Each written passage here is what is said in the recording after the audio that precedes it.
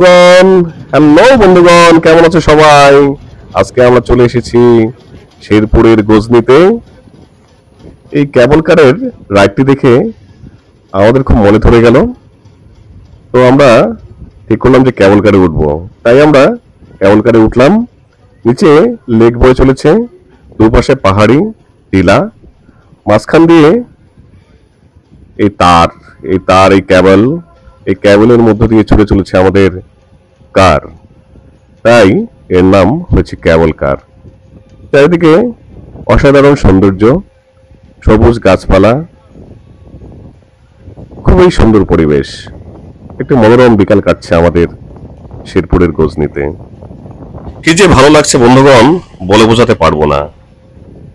অবারিত সবুজের সমারোহ, চারদিকে যেদিকে তাকাই শুধু গাছ, পাখি আর লেকের স্বচ্ছ জল।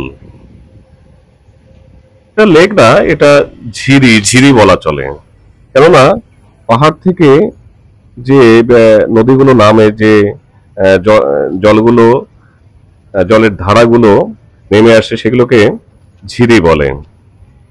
এই ঝিরির উপর দিয়ে প্রায় শূন্যে দেখতে পাচ্ছেন ঝুলন্ত ব্রিজের উপর অনেক মানুষ। আমরা একটু পরে অবশ্য ঝুলন্ত ব্রিজে উঠবো। মানে চারদিকের যে পরিবেশ, যে সৌন্দর্য, আমি সত্যিই মুগ্ধ।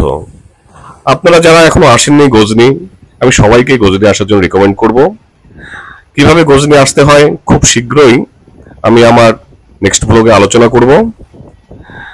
তবে আমরা এই কেবল কারে উঠে খুবই আনন্দ পেলাম।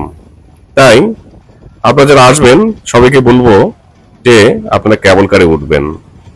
আজকের মতো বাই বাই বন্ধুগণ, আবার দেখা হবে নেক্সট ব্লগে। বাই।